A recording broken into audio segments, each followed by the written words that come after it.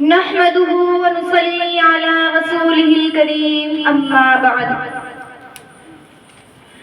آج کی اس مبارک مجلس میں میری تقریر کا عنوان ہے عصر حاضر اور اہل ایمان۔ مقتل کی طرف اب جاتے ہیں اے موت تیرے لب چوم کے ہم، مقتل کی طرف اب جاتے ہیں اے موت تیرے لب چوم کے ہم، لے جام شہادت پیتے ہیں ساقی کی ادا پہ جھوم کے ہم شمع کے پروانے شعلوں سے محبت کرتے ہیں، ہم شمع کے پروانے شعلوں سے محبت کرتے ہیں، اے زیست میری راہوں سے ہٹ ہم موت کی عزت کرتے ہیں۔ ملت اسلامیہ کے پاسبانوں، میں آج آپ حضرات کے سامنے ہندوستان میں مسلمانوں پر ہونے والے سیاسی ظلم و ستم اور اسلام کو ختم کرنے کی ناپاک اور گھناؤنی سازش کے متعلق کچھ عرض کرنا چاہوں گی۔ امید ہے کہ آپ حضرات بغور سماعت فرمائیں گے۔ یہ ہندوستان جس کی حریت کے باغ کو مسلمانوں نے اپنے خون جگر سے سینچا، یہ ہندوستان جس کی آزادی کی خاطر بہنیں آشنائے ساحل میں کود پڑے اور بے پناہ قربانیوں کے ذریعے اس کو پروان چڑھایا، آج اسی ہندوستان میں مسلمانوں کو طرح طرح کی اذیت و تکلیفیں دی جا رہی ہیں۔ مسلمانوں کے قلوب سے اسلام کی محبت کو ختم کرنے کی ناپاک و گھناؤنی سازشیں ہو رہی ہیں۔ ہاں، اس میں کوئی شک و شبہ نہیں ہے کہ دنیا میں حق و باطل کا تصادم روز ازل سے جاری ہے۔ ظالم و جابر، طاقتوروں اور کمزوروں کی کہانیاں بہت قدیم ہیں، خرمن انسانیت پر کئی بار بجلیاں گری ہیں، باغ آدم میں کئی طوفان آئے ہیں، دہشتوں پر پریت نے انسان میں کئی مرتبہ منہ نوچے ہیں، اور اس میں بھی کوئی شک و شبہ نہیں ہے کہ مسلمانوں پر ظلم و ستم کے پہاڑ توڑے جا رہے ہیں۔ ہم مظلوموں بے قصوروں کو ظلم و ستم کا نشانہ بنایا جا رہا ہے اور ہماری ماں اور بہنوں کی عزت و آبرو لوٹی جا رہی ہے۔ آج ہندوستان میں مدارس و مساجد خانقاہوں کو ختم کرنے کی سازشیں ہو رہی ہیں۔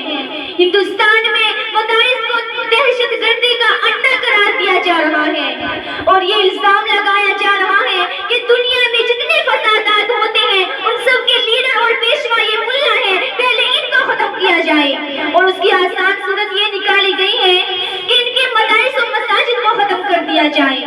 لیکن شاید ان لوگوں کو معلوم نہیں ہے کہ جب تک مسلمانوں کی سانسیں چل رہی ہیں اس وقت تک اسلام مدارس و مساجد پر آج تک نہیں آنے دیں گے۔ باطل سے دبنے والے اے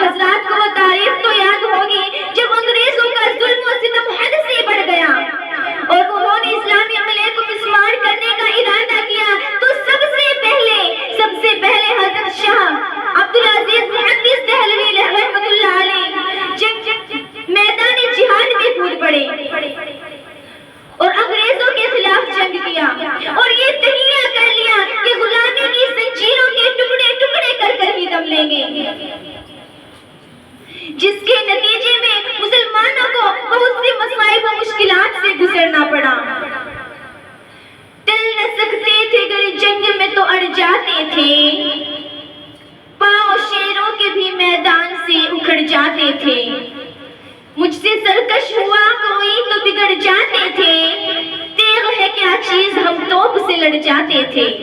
برادران ملت وہ ٹیپو سلطان ہی تھے جنہوں نے یہ کہہ کر کہ گیدڑ کی 100 سال کی زندگی سے بہتر شیر کی ایک دن کی زندگی ہے، لوگوں کی مردہ رگوں میں آزادی کی لہریں دوڑا دی اور خود بھی میدان جہاد میں کود پڑے اور اپنے خون کے آخری قطرے کو بھی آزادی کے لیے بہہ کر شہید ہو گئے۔ پھر بھی یہ گلہ ہے ہم سے کہ وفادار نہیں، پھر بھی یہ گلہ ہے ہم سے کہ وفادار نہیں، ہم وفادار نہیں، تم بھی تو دلدار نہیں۔ برادران ملت، یہ ہندو فرقہ پرست اس ملک کو کبھی بھی آزاد نہیں کر سکتے تھے۔ آپ مجھے بتائیے تو صحیح، کہ مسلمانوں نے جنگ آزادی اس لیے لڑی کہ وہ صاحب اقتدار بن سکے؟ کیا مسلمانوں نے اپنا خون اس لیے بہایا کہ وہ حکومت کریں؟ کیا مسلمانوں نے اپنے جسم پر زخم اس لیے کھائے کہ وہ حاکم بنے؟ نہیں نہیں، ہرگز نہیں، بلکہ اسلام کو برقرار رکھنے کے لیے، دین کو برقرار رکھنے کے لیے، ایمان کو برقرار رکھنے کے لیے، توحید و انسانیت کو برقرار رکھنے کے لیے، ہندوستانیوں کو غلامی کی زنجیروں سے آزاد کرانے کے لیے۔ لیکن یہ ہندو فرقہ پرست انگریزوں کی طرح ہمارے ایمان اور اسلام پر ڈاکہ ڈال رہے ہیں۔ یاد رکھیے، اگر یہی حال رہا تو ان ہندو فرقہ پرستوں کو بھی انگریزوں کی طرح منہ کی کھانی پڑے گی۔ کوئی گر صلح کے پھولوں کو پیروں سے کچل ڈالے، کوئی گر صلح کے پھولوں کو پیروں سے کچل ڈالے، تو شاخ گل کی ہر پتی پہ قتل عام لکھ دینا۔ برادران ملت، اپنی غفلت کی چادر کو چاک کر کے عقل و شعور کی زرہ پہن لیجئے، اپنے اندر اتفاق و اتحاد کو پیدا کر لیجئے، اپنے اندر انقلاب کو پیدا کر لیجئے، اپنی تقدیروں کو سنوار لیجئے۔ ہم اپنا بہت کچھ کھو چکے ہیں، لیکن ہماری سب سے بڑی متاع اسلام ہمارے پاس موجود ہے۔ ہمارے سینوں میں ایمان، یقین اور اسلام کی مشعلیں روشن ہیں، اور جو انسان اسلام پر مرنا اور اسلام پر جینا چاہتے ہیں، کفر کا سیلاب ان کے دلوں سے عشق رسول کی محبت کو کبھی نہیں بجھا سکتا۔ اسلام کی فطرت میں قدرت نے لچک دی ہے، اسلام کی فطرت میں قدرت نے لچک دی ہے، اتنا ہی ابھرے گا جتنا کہ دباؤ گے۔ برادران ملت، اسلام ہمارے لیے وہ ڈھال ہے جو کفر کے ہر تیر کو روک سکتی ہے۔ اسلام ہمارے ہاتھ میں وہ تلوار ہے جو کفر کی ہر تلوار کو کاٹ سکتی ہے۔ اسلام ہمارے لیے وہ روشن مینار ہے جو ہر ظلمت کو دور کر سکتی ہے۔ اسلام وہ چشمے حیات ہے جس سے قیامت تک زندگی کی دھاریں پھوٹتی رہے گی۔ برادران ملت، آپ اپنے اندر انقلاب کو پیدا کیجئے، اتحاد و اتفاق کو پیدا کیجئے، کیونکہ اب مشرکینوں نے آپ کے خلاف کمر کس لی ہے۔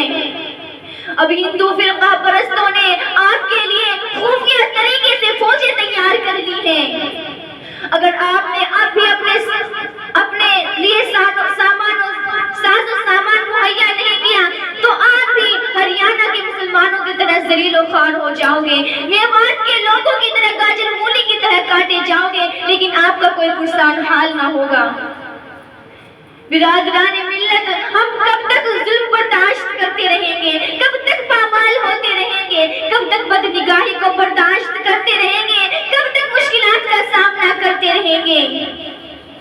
میں آپ سے پوچھتی ہوں، کیا آپ کو صحابیہ کے واقعات یاد نہیں؟ کیا آپ کو خالد بن ولید، طارق بن زیاد، موسیٰ بن نصیر کے کارنامے یاد نہیں؟ کیا آپ نے محمد بن قاسم کے کارناموں کو فراموش کر دیا؟ برادران ملت، اتحاد و اتفاق کی رسی کو مضبوطی سے پکڑیے۔ اگر آپ نے اپنے اندر اتحاد و اتفاق کو پیدا کیا تو انشاءاللہ کامیاب آپ سے ہمکنارہ ہوگی۔ اللہ تبارک و تعالیٰ سے دعا ہے کہ اللہ تبارک و تعالیٰ ہم سب کو صحابہ اور صحابیہ جیسا ایمانی جذبہ عطا فرمائے۔ آمین وآخر دعوانا الحمدللہ رب العالمین۔ السلام علیکم ورحمۃ اللہ وبرکاتہ۔